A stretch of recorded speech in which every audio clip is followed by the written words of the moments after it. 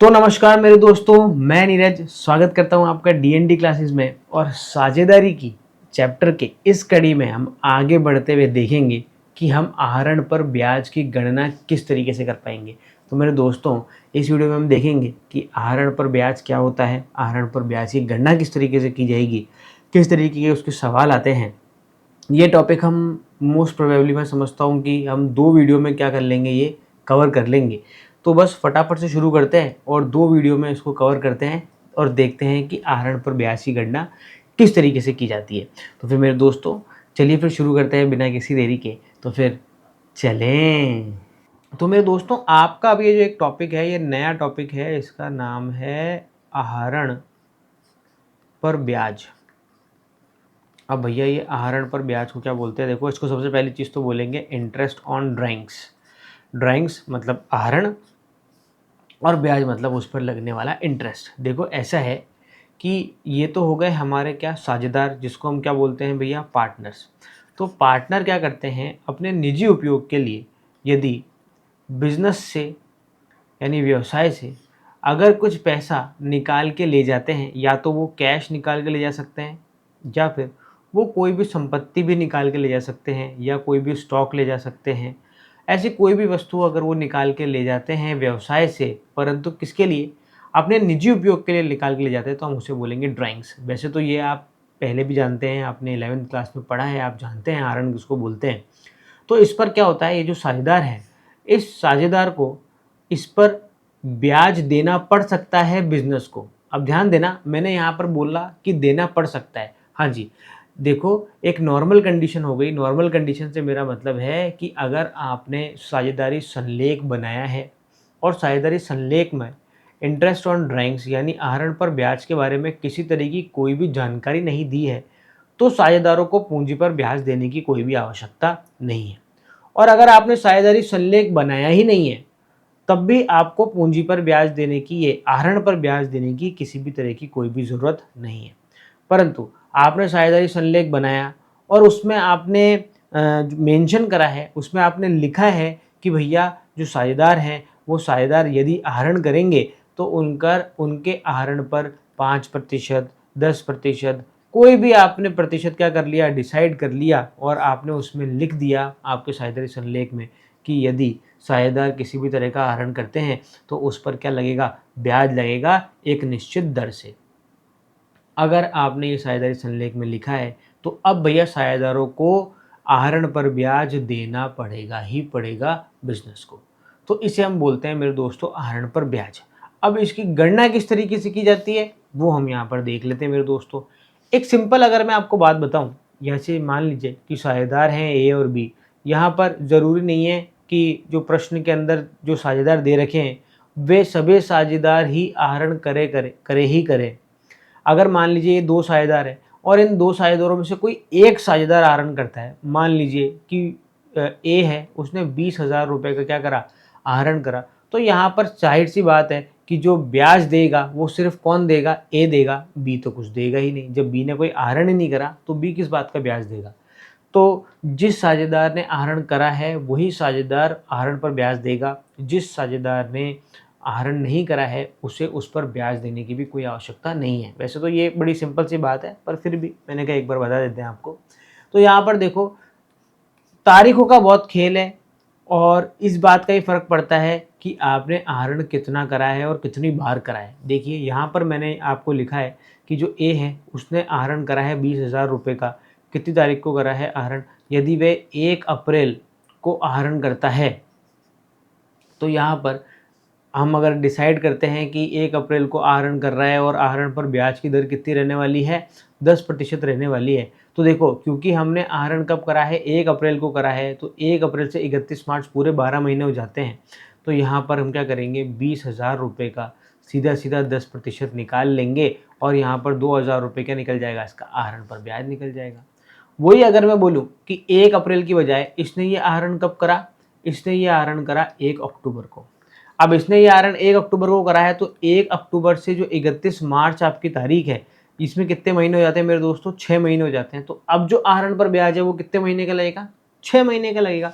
जैसे यहाँ देख लेते हैं अपन 20,000, 20,000 का 10%, कितने महीनों के लिए, 6 महीनों के लिए हम यहाँ पर लगाएंगे तो मेरे दोस्तों ये यहाँ पर निकल के आ जाता है सीधा सीधा 1000 रुपये। ऐसे ही अगर मैं बोलूँ उसने आहरण कब करा है, 1 जनवरी को आहरण करा है, मतलब ये अलग अलग कंडीशन बता रहा हूँ मैं आपको, ये अलग अलग कंडीशन आ सकती है। या तो वो आपको बोलेगा कि इस तारीख को करा है, या उसने बोला कि इस तारीख को करा है, या उसने बोला कि इस तारीख को करा है। और ये सारी की सारी कंडीशन मैं आपको कब बता रहा हूँ, जब उसने पूरे साल में सिर्फ एक ही बार क्या करा, आहरण करा। अगर वह 1 जनवरी को करता है तो यहाँ पर 1 जनवरी से 31 मार्च जो है वो कितने महीने हो जाते हैं, 3 महीने हो जाते हैं। तो जो आहरण पर ब्याज की गणना है वो कितने महीनों के लिए की जाएगी मेरे दोस्तों, 3 महीनों के लिए की जाएगी यहाँ पर। तो ये हो जाता है मेरे दोस्तों यहाँ पर 500 रुपये। अब यहाँ पर हम और आगे बढ़ते हैं और देखते हैं कि यदि जो साझेदार है उसने एक से ज़्यादा बार आहरण करा है तो हम किस तरीके से गणना करेंगे। देखिए यहाँ पर कोई साझेदार है, मान लो ए, और उसने क्या करा है, यहाँ पर पहला आहरण उसने करा 1 जून को। 1 जून को उसने आहरण करा 2000 रुपये का। उसके बाद में उसने आहरण कर दिया, कोई सी भी तारीख कर लेते हैं अपन, 1 अक्टूबर को उसने आहरण कर लिया 3000 रुपये का। उसके बाद में उसने आहरण करा है यहाँ पर 31 दिसंबर को उसने आहरण करा है यहाँ पर 4000 रुपये का। और इसके बाद में वो 1 फरवरी को यहाँ पर आहरण करता है कितने का, 2000 रुपये का फिर से। अब यहाँ पर उसने जो आहरण कर रखा है वो पूरे साल में एक की बजाय 4 बार आहरण कर रखा है। यहाँ पर देखने वाली बात यह है मेरे दोस्तों कि वो आहरण कभी भी कर रहा है। तो देखिए ये इसके आहरण दे रखे, तो हम क्या करेंगे, सीधे सीधे हम यहाँ पर देखेंगे कि भैया देखो ऐसा है कि इसने क्या करा है, 2000 रुपये का आहरण करा है और ये इसने कब करा है, 1 जून को करा है। तो हम हर एक आहरण पर अलग अलग ब्याज निकालेंगे। यानी ये हो गया हमारा पहला, ये हो गया दूसरा, ये हो गया भैया तीसरा आहरण और ये हो गया भैया चौथा आहरण। हम हर एक आहरण पर अलग तरीके से ब्याज निकालेंगे। और यदि हम मान लें कि आहरण पर ब्याज 10% वार्षिक की दर से हमारे को लगाना है तो देखो किस तरीके से गणना की जाएगी। यहाँ पर सबसे पहले हम क्या निकाल लेते हैं, इनके महीने निकाल लेते हैं। देखो और हर एक महीना हम कहाँ तक निकालेंगे, 31 मार्च तक देखेंगे हम। साल के आखिरी डेट तक क्या करते हैं, महीना कैलकुलेट करते हैं। तो जो सबसे पहला आहरण करा है वो इसने कब करा है, 1 जून। तो 1 जून से 31 मार्च कितना हो जाता है, जून, जुलाई, अगस्त, सितंबर, अक्टूबर, नवंबर, दिसंबर, जनवरी, फरवरी, मार्च। यहाँ पर हो जाते हैं मेरे दोस्तों 10 महीने। दूसरे का देखें तो हो जाता है 6 महीने। तीसरे का देखें तो दिसंबर निकल गया, जनवरी, फरवरी और मार्च यहाँ पर हो जाता है मेरे दोस्तों 3 महीने। इसके बाद करें फरवरी और मार्च, यहाँ पर हो जाते हैं 2 महीने। तो हमने हर एक के क्या निकाल लिए, यहाँ पर महीने निकाल लिए कि कौन सा आहरण कितने समय तक रहा है। तो यहाँ पर हम सबसे पहले अब हम यहाँ पर इंटरेस्ट ऑन ड्राइंग्स की कैलकुलेशन करेंगे, हर एक की अलग अलग गणना करेंगे। सबसे पहले यहाँ पर देख लेते हैं, देखो अपन 2000 रुपये पर 10% कितने महीने के लिए, 10 महीने के लिए। इसके बाद में दूसरे की देखो, दूसरा 3000 रुपये का आहरण करा था, 3000 रुपये का कितना प्रतिशत, वही 10%, परंतु कितने महीने के लिए, 6 महीने के लिए। इसके बाद में तीसरे की बात करें, कितने का आहरण हो गया भैया, 4000 रुपये का आहरण हो गया, कितना प्रतिशत, 10%, कितने महीनों के लिए, 3 महीनों के लिए। और इसके बाद में सबसे आखिर की बात करें तो 2000 रुपये का आहरण 10% कितने महीनों के लिए मेरे दोस्तों, 2 महीनों के लिए। अब क्या कर लेते हैं, हर एक की हम क्या कर लेते हैं, अलग अलग गणना कर लेंगे। तो सबसे पहले अपन निकाल लेते हैं जिसमें क्या था, हमारा 2000 रुपये का आहरण था, इसका 10% हम निकालेंगे और कितने महीनों के लिए निकालेंगे मेरे दोस्तों, 10 महीनों के लिए यहाँ पर निकालेंगे। तो आपका निकल के आ रहा है 166.67। ठीक है मेरे दोस्तों, पॉइंटों में भी आ सकता है। आगे 3000 रुपये का 10% हो जाता है मेरे दोस्तों 300, और ये यहाँ पर निकल के आ जाएगा भैया 150 रुपये। इसके बाद में तीसरा आहरण का निकाल लेंगे, तीसरा आहरण का निकल के आ जाएगा भैया इंटू 3 डिवाइड बाई 12, ये आ रहा है मेरे दोस्तों कितना, 100 रुपये। और अगर हम चौथे आहरण की बात करें तो कितना निकल के आ जाएगा यहाँ पर, ये आ जाएगा 33.33। तो अब हम क्या कर लेते हैं, इसको जोड़ लेते हैं, 166.67, ये कुल मिला के इतना आहरण देगा ना, पहले पर इतना देगा, दूसरे पर इतना देगा, तीसरे पर इतना देगा और चौथे पर इतना देगा। तो हम क्या कर लेंगे, सभी आहरणों को क्या कर लेंगे, जोड़ लेंगे यहाँ पर। तो हमारा कुल आहरण निकल के आ जाएगा कि कुल मिलाकर वो इस साल कितना आहरण पर ब्याज हमें यहाँ पर देने वाला है। तो जोड़ लेते हैं 33.33, ये आ जाएगा आपका 450। कुल मिला के 450 क्या निकल जाएगा उसका इंटरेस्ट ऑन ड्राइंग्स आहरण पर ब्याज यहाँ पर निकल के आ जाएगा। देख ली, बड़ा ही सिंपल है। अब आपके जो एग्ज़ाम में सवाल आएंगे ना, वो एग्ज़ाम में जो सवाल आएंगे वो इस तरीके से थोड़े से आने की संभावना कम है। यहाँ पर एक ट्विस्ट है, छोटा सा एक खेल है जो तुम्हारे साथ में वो खेलेगा। खेल ये है मेरे दोस्तों कि यहाँ पर जो आपके प्रश्न आएंगे उसमें आहरण का एक सीक्वेंस होगा, मतलब आहरण का एक पैटर्न होगा। अब आप बोलेंगे सर आहरण का पैटर्न मतलब, देखो ऐसा है कि जो साझेदार होते हैं ना वो कई बार पहले से ऐसा डिसाइड कर लेते हैं। जैसे मान लीजिए ए है और ए ने ये डिसाइड कर लिया कि वो हर महीने 2000 रुपये का क्या करेगा, आहरण करेगा, हर महीने आहरण करेगा। ठीक है, ऐसा कोई महीना नहीं होगा जब वो आहरण नहीं करेगा। देखो अभी हमने पहला क्वेश्चन करा, इसमें क्या वो हर महीने आहरण करता है क्या? नहीं, हर महीने आहरण नहीं कर रहा। उसने पूरे साल में सिर्फ 4 महीने ही, 4 बार ही ऐसा हुआ है जब उसने क्या करा है, आहरण करा है। पर यहाँ पर बोलता है, ए बोलता है कि नहीं, मैं तो हर महीने निकालूंगा, हर महीने अपने निजी उपयोग के लिए 2000 रुपये व्यवसाय से निकाल लूंगा। ठीक है भैया, अच्छी बात है, निकाल लीजिए। अब आगे ये बोलता है कि देखो इसमें अब आपको अगर इंटरेस्ट ऑन ड्राइंग्स की कैलकुलेशन करनी पड़े और वो आपको बोले कि भैया 10% वार्षिक की दर से इंटरेस्ट ऑन ड्राइंग्स कैलकुलेट करो, तो आप कैसे कैलकुलेट करोगे? इसको हमारे को ऐसे नहीं लिखना कि हमारा भैया पहले महीने का ड्राइंग उसने 2000 रुपये करा, फिर दूसरे महीने का उसने 2000 रुपये करा। इस तरीके से नहीं करना है। देखो इस दर क्वेश्चन में ना एक पैटर्न है, वो पैटर्न ये है, पहली चीज़ तो ये है कि इसकी जो आहरण की राशि है, वो आहरण की राशि क्या है मेरे दोस्तों, समान है। समान है मतलब एक जैसी है हर बार। वो क्या कर रहा है, हर बार 2000 रुपये निकाल रहा है। देखो यहाँ पर तो उसने अलग अलग निकाला था, एक बार 2000 रुपये निकाला, एक बार 3000 रुपये निकाला, एक बार 4000 रुपये निकाला, अलग अलग निकाला। यहाँ पर वो अलग अलग नहीं निकाल रहा है, यहाँ पर वो हर बार समान निकाल रहा है। वो हर बार कितना निकाल रहा है, 2000 रुपये निकाल रहा है।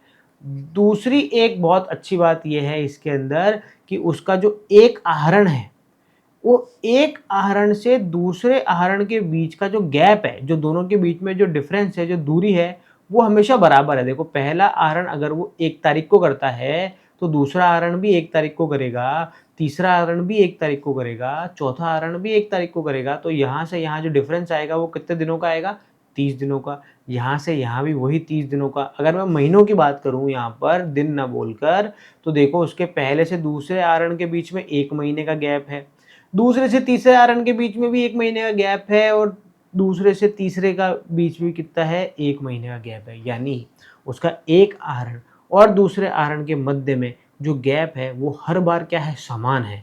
तो यहाँ पर क्या है, हम लिखेंगे कि दो आहरण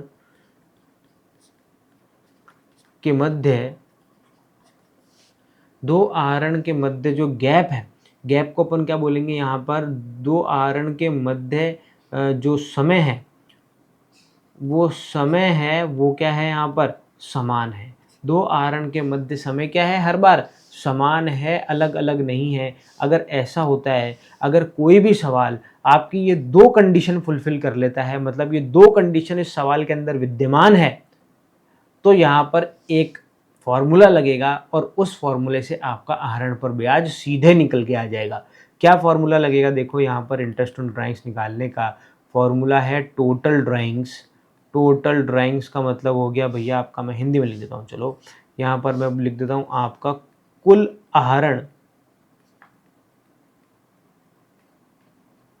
आहरण इनटू रेट यानी दर divide by 100 into average period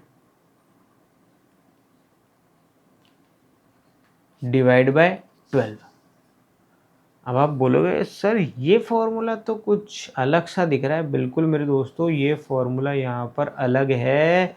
इस फॉर्मूले को बहुत अच्छे से ध्यान में रखना, अपने दिमाग में बिठा लेना, क्योंकि ये फॉर्मूला आपके पूरे साल आने वाला है। यदि कोई भी सवाल आपकी दो कंडीशन फुलफिल करता है, एक तो वो राशि हर बार एक जैसी निकालता है, और दूसरी जो दोनों के बीच का जो दो आहरण है उन दोनों आहरणों के बीच का जो मध्य का जो गैप है वो गैप क्या है, समान है, एक जैसा है। तो यहाँ पर आपको अलग अलग कोई भी आहरण नहीं निकालना, आपको सिर्फ ये एक फॉर्मूला लगाना है और आपका आहरण निकल जाएगा। जैसे देखो यही सवाल है, इस सवाल को अपन करके देख लेते हैं। यहाँ पर ये बोल रहा है कि भैया ए है, ए हर महीने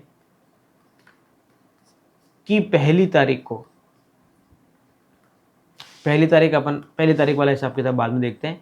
ये हर महीने कितना निकाल रहा है, हर महीने 2000 रुपये निकालता है और हमें क्या करना है, इंटरेस्ट ऑन ड्राइंग्स कैलकुलेट करना है 10% वार्षिक की दर से। तो कैसे कैलकुलेट होगा, देखो अपना ये जो फॉर्मूला था, क्या फॉर्मूला था, कुल आहरण मतलब वो पूरे साल का मिलाकर कितना आहरण कर लेगा इंटू दर हमारे को दे रखी है, एवरेज पीरियड डिवाइड बाय 12। ये फॉर्मूला यहाँ पर हम लगाएंगे।